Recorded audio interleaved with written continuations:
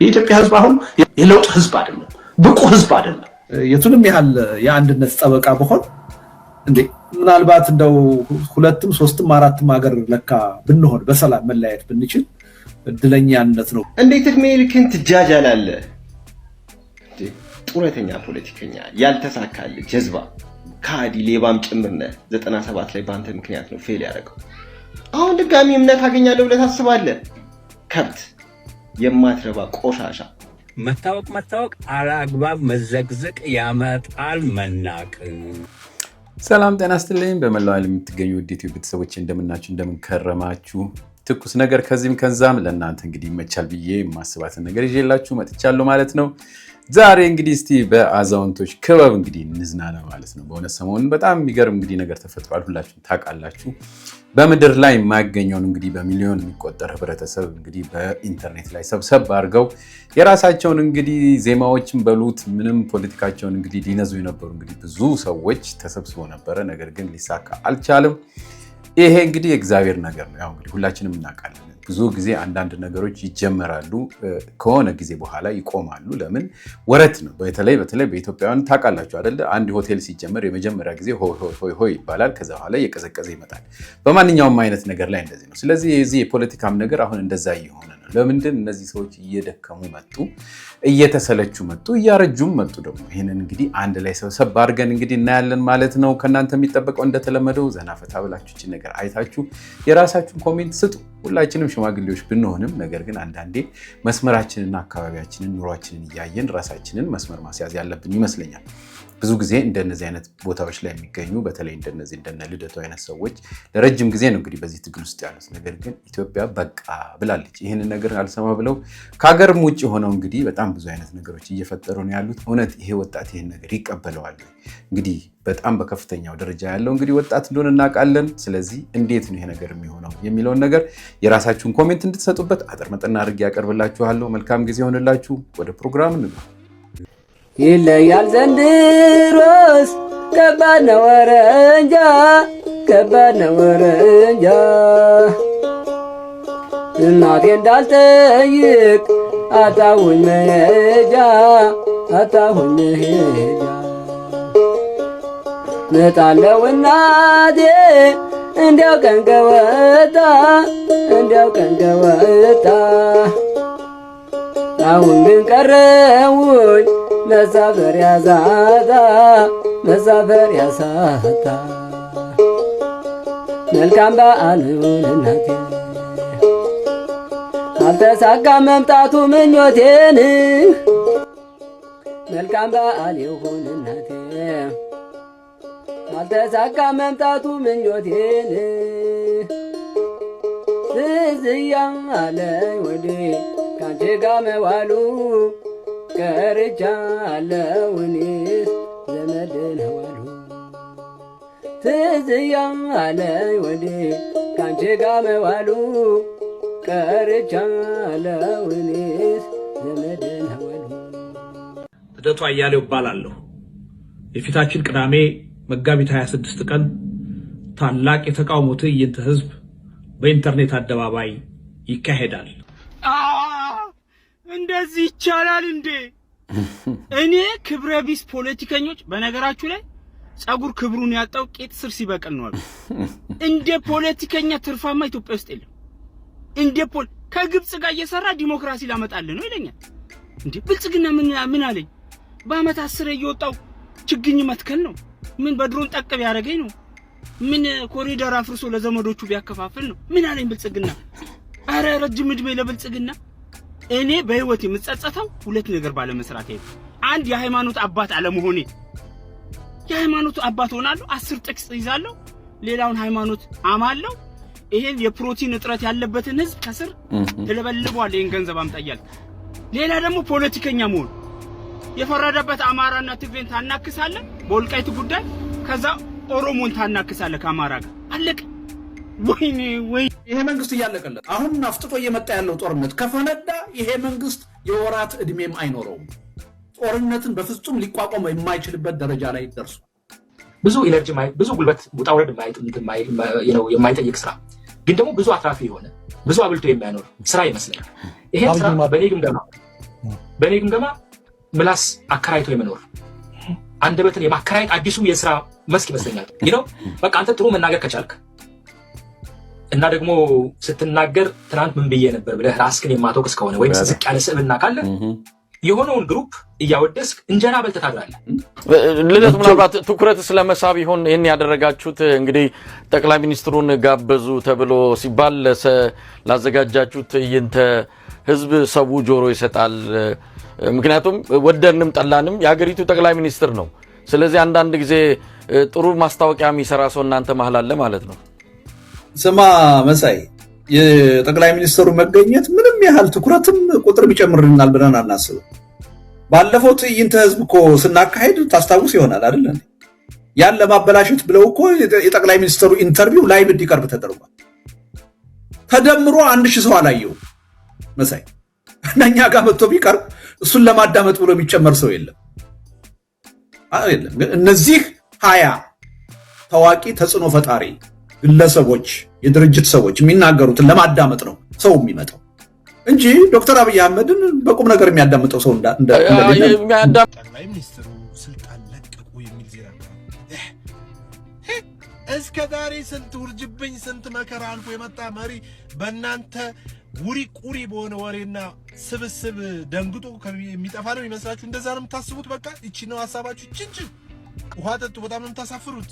አባቴ ጠቅላይ ሚኒስትሩ የ130 ሚሊዮን የተከበረ ህዝብ መሪ ነው። መጥቶ ለእናንተ ያብራራ። እናንተማ ሐሳባችሁ እንዲህ ስንበዛበት ይጨነቅና በቃ የሽግግር መንግስት ይቋቋም ምን የሚቀኝ ምናምን ይላል። እንደዛ ነበር የጠበቃችሁ።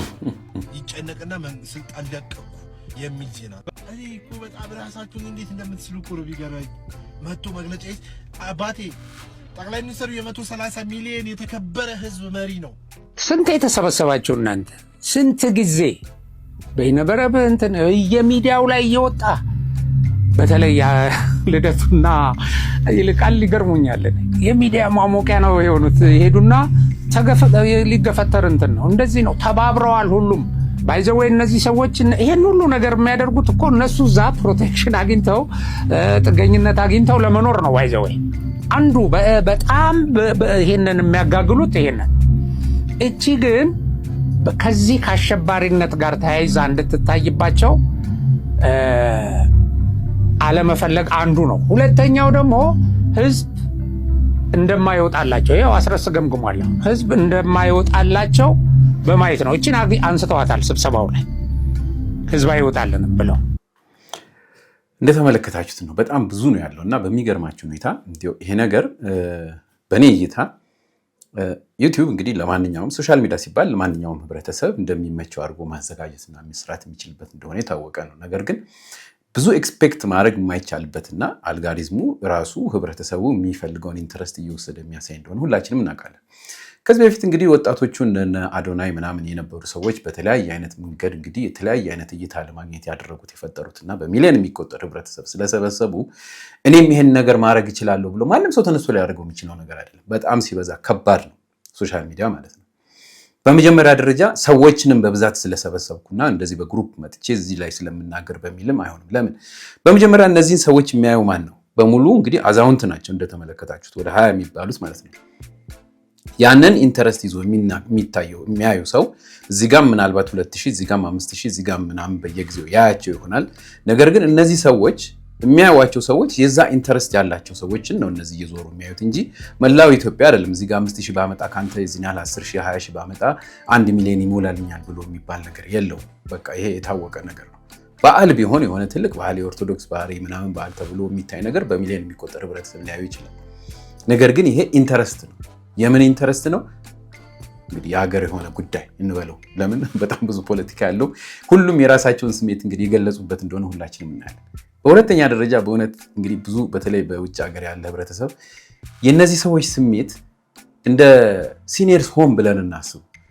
ሲኒየርስ ሆም በአንድ ሀገር ላይ ጸጥ ያለ አካባቢ፣ ነፋሻማ ህይወቱን እዛ ጋር ቁጭ ብሎ የሚያዳምጥበት ያለፈውን ምን የሚያደርግበት ፕላስ ወደ ከተማውም እንዳይመጣ ከተማው ፈጣን ነው፣ ረብሻ ነው፣ ሩጫ ነው፣ ቴክኖሎጂ ጨምሯል።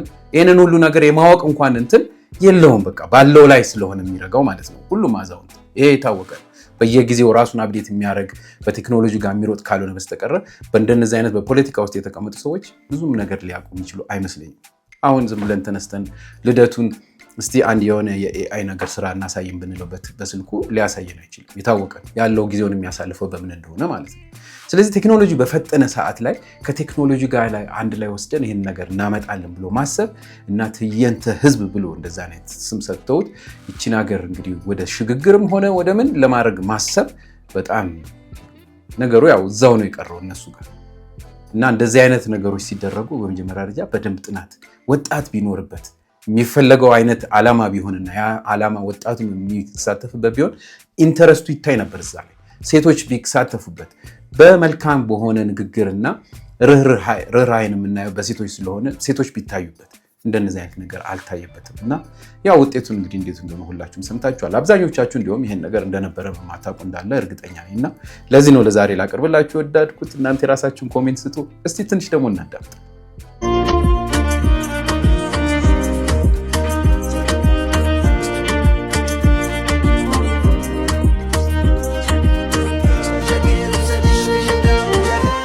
እናንተ እየተደበራችሁብን የጥሮታ ጊዜያችሁን ኢንተርኔት ላይ እየጨረሳችሁ እንደሆነ እኮ እናውቃለን። ከሽግግር ውጪ የምትፈልጉት ነገር እንደሌለ እናውቃለን። ሽግግር ደግሞ መቼም እንደማይመጣም እናውቃለን። ስለዚህ እናንተ ሽግግር እንዳላችሁ ትቀጥላላችሁ፣ ኢትዮጵያም ደግሞ እየጸናች ትቀጥላለች። አሁን በ80 እና በ85 ዓመት በ70 ዓመት የሽግግር መንግስት ተመሰረተ ተባለ። ከዛ በኋላ የሚመሰረተው የሽግግር መንግስት መሪ የሚሆነው ማን ነው? ጀዋር መሐመድ፣ ልደቱ አያሌው ማን ነው? ህወሓት፣ ሸኔ፣ ፋኖ ማንን ነው የሽግግር መንግስቱ መሪ የምታደርጉት? እስኪ ይሄንን ንገሩን። እንደው የሆነ ትይዩ ካቢኔ የሚባል አለ አይደል? እናንተ አሁን የሽግግር መንግስት ብታቋቁሙ መሪ የሚሆነው ማን ነው? ጠቅላይ ሚኒስትር ማን ይሆናል? ከዛ በተዋረድ ያሉ ስልጣኖችን ማን ይይዛል? እስኪ ይሄንን ስሩና አሳዩን። እስኪ እንደው ይመጣላችኋል ወይ? እንደው በተግባር ሳይሆን ወረቀት ላይ ራሱ ታመጡታላችሁ ሆይ? እኔ የሚገርመኝ ነገር እንደሆነ ታውቃላችሁ? ኢጅፕት ወጣ ኢትዮጵያ ላይ ትዝታለች። we'll do whatever it takes extreme measure ራሱን እንወስዳለን እያሉ ማለት ነው። የኛ ሀገር ተቋሚ ነን ባዮች የስልጣን ኢትዮጵያን ስልጣን መያዝ አለብን የሚሉት ጉዶች ደግሞ ሶሻል ሚዲያ ላይ መንግስት መውረድ አለበት ብለው እየተከራከሩ ነው ያለው በዚህ ሰዓት ላይ። ይሄንን በመልበት ሰዓት ላይ ማለት ነው። የሚገርመው ነገር ማን ነው የኢጅፕት ግልገል? የኢትዮጵያ መንግስት ወይስ እነሱ? ያ ወደድክም ጠላህም አገርህን ሊደፍር አገርህን የገዛ ውሃህን አትጠቀምም፣ የገዛ ውሃን እኔ ነኝ ኮንትሮል የሚያደርግልን የሚሉ የሺህ ዓመታት የኢትዮጵያ ጠላት እንቡር እያለ ነው።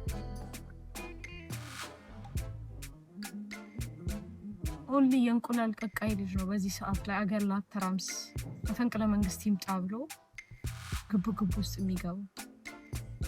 ለማንኛውም ኢትዮጵያ ለዘላለም እንኳን በዚህ ሰዓት ድሮም አልተቻለም። በነገራችን ላይ ትናንትና ምን የሚል ማስታወቂያ ሲናገሩ ነበር መሰላችሁ? እዚህ ጉባኤ ላይ የሚናገሩ ሰዎች የየራሳቸውን አጀንዳ ነው የሚያንጸባርቁት እንጂ የኛን አይወክሉም። ሐሳቡ የግለሰብ ነው። ሁሉም ሰው እዚህ ገብቶ የሚያራምደው አቋም ሌሎችን የሚወክል አይደለም። የራሱ አቋም ነው የሚሆነው እና እነኚህ ለሚሰነዝሩት ሐሳብ ኃላፊነት የማይወሳሰዱ ግለሰቦችን ነው ጠርተ ሰብስበ አንድ ማዕከል ላይ አንድ ጠረጴዛ ላይ አንድ ወንበር ላይ አስቀምጠ ሀገር ምራ የምትል ለነኚህ በጣም በተደጋጋሚ እንዳልኩት ዛሬም ደግሜ እላለሁ አይደለም እንቋ ሀገራችን ኢትዮጵያን ይቅርና የእንቆቅልሽ ሀገር አይሰጥም ለነዚህ። ለማንኛውም ቅዠት ነው። ቅዠት መሆኑ ታይቷል። ሳይወለድ ሞቷል።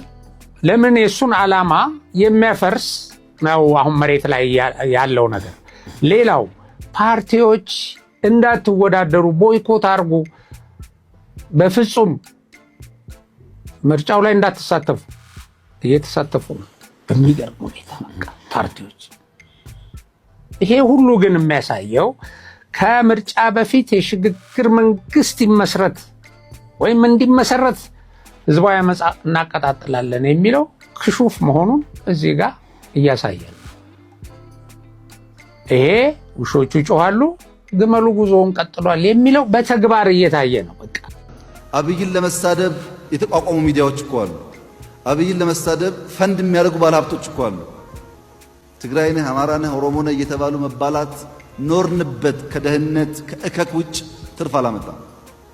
ትርፉ ወደ ልማት ማዘውተር። ግን ስድብ ህዳሴን ከመገደብ ስለማያቆም፣ ኢንዱስትሪያል ፓርክ ከመጨረስ ስለማያቆም፣ የኢትዮጵያን ብልጽግና ከማረጋገጥ ስለማያቆም ብዙ ጊዜ አናጠፋ። ከዚህም ወደዛ ከትግራይ ጋር የሚያያዝ አላስፈላጊ የቃላት ጨዋታዎች ካሉ መቆም አለባቸው። ይህ ምክር ቤት ስልጣኑ ነው ሚዲያዎችን ጠርቶ ተቆጣጥሮ ማስተካከል። እኔ አይደለም ሚዲያ መመራው፣ እናንተ ናችሁ። ማረም አለባቸው። እንደዚህ አይነት ግለሰብን ቡድንም ካለ አያስፈልገንም። የሚያስፈልገን ልማት ነው፣ የሚያስፈልገን ሰላም ነው፣ የሚያስፈልገን እድገት ነው። እንግዲህ ይህንንም አሁን እንደዚህ ስላቀረብኩት አሁን እንግዲህ እንደሰማችሁት ነው። በብዛት እንግዲህ የህብረተሰቡ ጥያቄው ምንድን ነው? ማንን እንምራ ነው። አሁን እንግዲህ ጠቅላይ ሚኒስቴሩንም ስላቀረብኩ እርግጠኛ ነኝ ብዙዎቻችሁ የምትጽፉት ናውቀዋል ኮሜንት እና ነገር ግን ይሄን ሰው ያናቅርብ ብንል አጓጉቶን እንደ ህብረተሰቡን ይወክላል ብለን የምንናገረው አንድ ሰው እስቲ ማን አለ?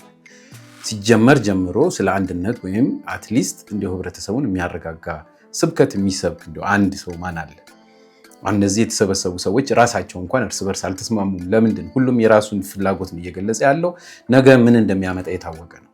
በቀዳማዊ ኃይለ ሥላሴ ጊዜ እኮ እሳቸውን ካወረዱ በኋላ እርስ በርስ ነው የተጋደሉት በብዛት። ይሄ ነገር ታሪክ ሆኖ የታወቀ ነው። ስለዚህ ሽግግር መንግስት ሲባል አሁንም እኮ የሚመጣው ምንድነው? እነዚህ ሰዎች እዚህ ቦታ ላይ አትሊስት እንደዚህ ተሰብስበው የራሳቸውን የሆነ መሪና አቋም ለህብረተሰቡ ቢገልጽ ሰው አቴንሽን ይጥል ነበር። ነገር ግን ምንም አይነት ነገር የለም፣ ወሬ ሆኖ ተበታትኗል ማለት ነው።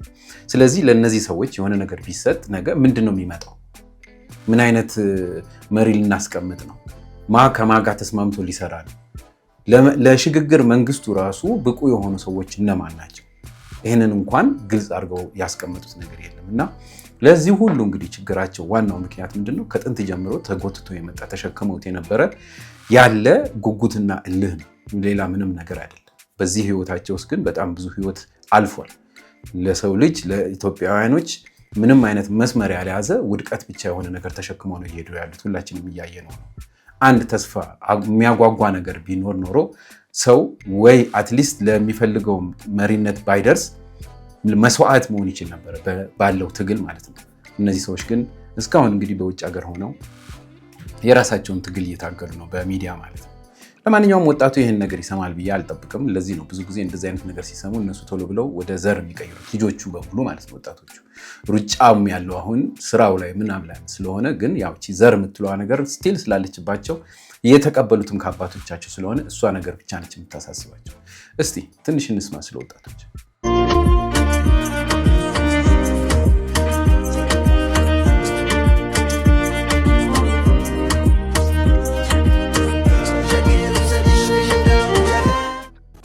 ኢትዮጵያ እጆቿን ወደ እግዚአብሔር ትዘረጋለች።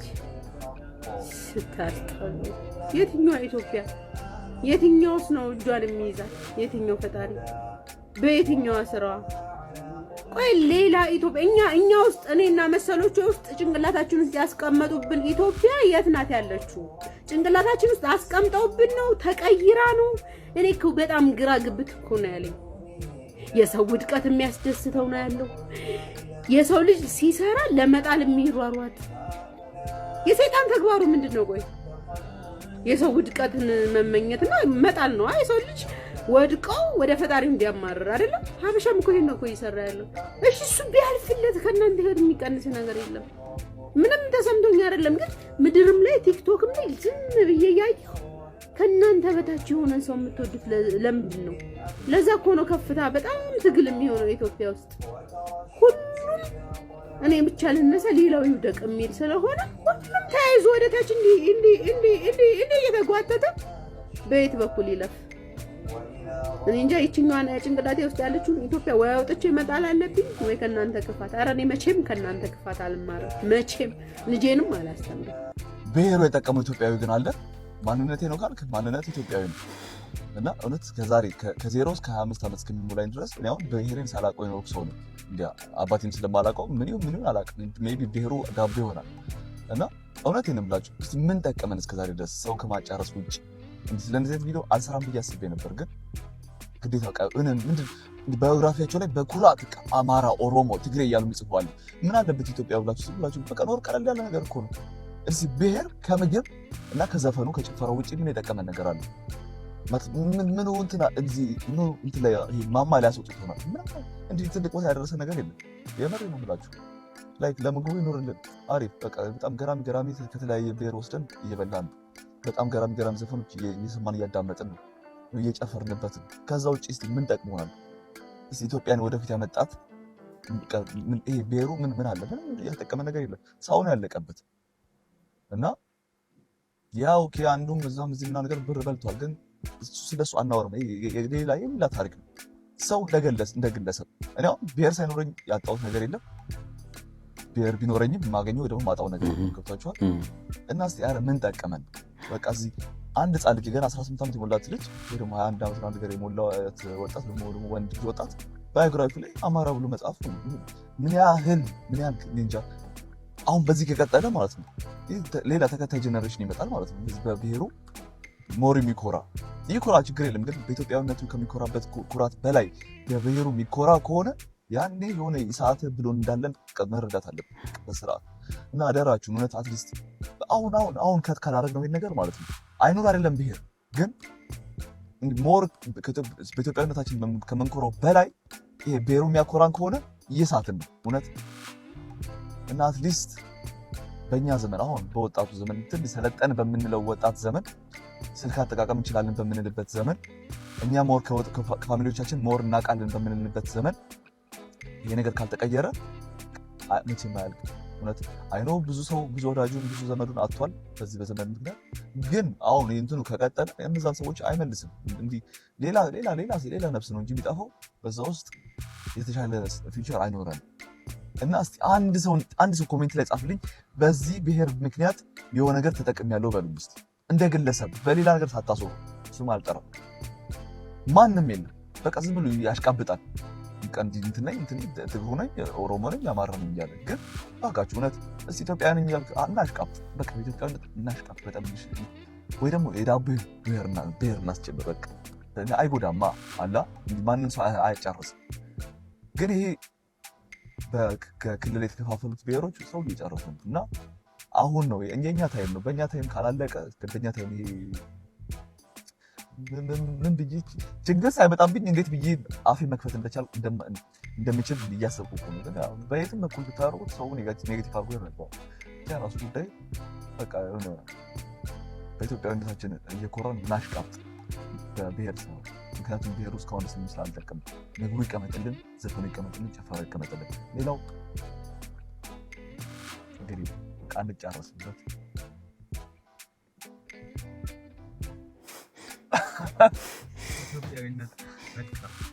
ጄቲቪ ኢትዮጵያ እወዳቸዋለሁ። ፎርማት ዳት ዲስኮፕ ሳውት እኔ ማለት ነው ከጀርባቸው ክንፍ ኖሯቸውላ መላክ ነኝ ብለው በብዙ ማረጋገጫ ሳምነውኝ ማላምናቸው ሰዎች አሉ።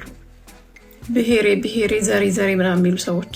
ማንኛውም ሰው ስለ ዘሩ ስለ ብሔሩ በጣም ትኩረት አድርጎ ቢያወራ ወይ የሆነ ነገር ቢያደርግ ሮጬ ነው ካጠገቡ ማመልጠው። ቢካዝ የእሱ ብሔር ሰው የሆነ ነገር እስከሚያደርግ ነው ጥሩ የሚሆነው ያ ሰውዬ። በየትኛውም መንገድ ብሔሬ ዘሬ የሚል ሰው ጥሩ አይደለም ለእኔ። በቃ ይሄንን አታሳምኑኝም በየትኛውም መንገድ ማለት ነው። እና ሰሞኑ እንደምናያቸው ድንጋዮች ነው የሚሆነው። የሰው መሞት፣ የሰው ደም፣ የሰው ምንም ነው የማይመስለው። ተወሽቋል የሆነ ቦታ ውስጥ ሄዱ። ስንት የሚያሳስብ ነገር ራሱ ላይ መስራት እያለበት ስንት እኮ ማስተካከል ያለበት ነገር አለ በላይፉ። ብሔሩን ነው የሚያስበው። ያ ማለት ይሄ ባዶ ነው። ስለዚህ ይሄ ባዶ ከሆነ ሰው ጋር ደግሞ አትኖሩም ማለት የሆነ ነገር ሊያደርጋችሁ ይችላል አንድ ቀን። እና ራን ብሔሬ ምናምን የሚል ሰው በአካባቢያችሁ ካለ ሴትም ሆነ ወንድ አምልጡ። 28 ዓመት ነው የታገልኩት። ሄዶ ግን የኔ አስተሳሰብ ተሸናፊ ነው የሆነው። እኔ ራሴን አሁን የህይወት ዘመን ኪሳራ እንደደረሰበት ፖለቲከኛ ነው ራሴን የምቆጥረው፣ ፌል እንዳደረገ። እንደሰማችሁት ነው። ወጣቱ እንግዲህ እየተለወጠ ነው። እንግዲህ ቀደም እንግዲህ ብሎ የተፈጠረው እንግዲህ እንደኛ አይነት ሰው ነው እንግዲህ አሁን ችግር እየፈጠረ ያለው። እኔ በጣም ነው የሚገርመኝ በተለይ በዚህ በዘር ጉዳይ ማለት ነው። ብዙ ጊዜ እንደምታውቁት እንግዲህ ይሄ ፈጣሪ የፈጠረውን እዚህ ምድር ላይ እንድንቀሳቀስ አድርጎ ያሰጠንን እግዚአብሔር እጅና እግር ሰጥቶን እንድንሰራ የሰራነውም ደግሞ እንዲባረክልን ወደ ፈጣሪያችን ስንለምን እንዲባርክልን የምንፈልገው ነገር እሱ የሚወደውን ነገር ስናደርግ እንጂ ከሱ ወጣ ስንል እንዳልሆነ እናውቃለን። እሱ የፈጠረውን ነገር ሄደን በዘር ጥላቻ ሄደን የምንወጋው የምንገለው የምንንቀው ከሆነ ፈጣሪ የምንለው ነገር ለኛ ምን ያደርግልናል? ከሁለት አንዱን የመያዝ ግዴታ ያለብን ይመስለናል። ምድራዊውን ከፈለግነው በምንም ተአምር ስለሌላ ህብረተሰብ ማሰብ የለብንም። ልክ ነው። ነገር ግን ስለ ፈጣሪ እያሰብን ፈጣሪ ይርዳን ኢትዮጵያ እግዚአብሔር እጆቿን ወደ እግዚአብሔር ትዘረጋለች ምናምን ይሄ እንደዚህ አይነት ነገሮችን እየተናገርን እና ስለ እግዚአብሔር ብለን ወደየ እንግዲህ ቤተክርስቲያኑም ሆነ ወደየ ሙስሊሙ ወደ መስጊዱ እየሄድን የምናደርግ ከሆነ ነገር ግን የምንሰራው ለራሳችን ጥቅም ብቻ ከሆነ ይቀበላል። እንግዲህ ይሄንን ራሳችሁ ታውቃላችሁ። ለማንኛውም ውድ የዩቲዩብ ቤተሰቦቼ ለዛሬ እቺን ነገር እንግዲህ እንዲያጠር መጠን አድርጌ አቅርቤላችኋለሁ። የራሳችሁን ኮሜንት ስጡ። ስለ ሀገር ነገር የግድ ሁላችንም መወያየት ስላለብን እንደገና ደግሞ የሚፈጠሩ ነገሮችን ስናይ ዝም ማለት ስለሌለብን ነው ይሄን ነገር ያቀረብኩት። ለምን አልተሳካላቸውም እና እንደዚህ መጥፎ ነገር ሆነባቸው ብሎ መሳይ ለማለት ሳይሆን ነገር ግን ይማሩበት፣ ሰዎች እንዴት ነው የሚያዩዋቸው፣ እንዴት ነው የምናያቸው የሚለውን ነገር እንዲረዱ ብዬ ነው ይሄን ነገር የሰራሁት። ተረድተው ወደ ራሳቸው ወደ ቀልባቸው ተመልሰው ስለ ሀገራችን በአንድነት እንድናስብ ስለምፈልግ ማለት ነው። ለማንኛውም እናንተ የራሳችሁን ኮሜንት ስጡበት እያልኩ ልሰናበታችሁ። እንደተለመደው አንዲት ነገር ጠብላል። ያው ሽማግሌ ለሽማግሌ የሚነጋገረው አንዳንዴ ጥሩ ስለሆነ ስለ ወጣቶቹ እንግዲህ ጎርዳዊት የተናገረው ነገር አለ። እስቲ ላሰማችሁ። መልካም ጊዜ ይሆንላችሁ።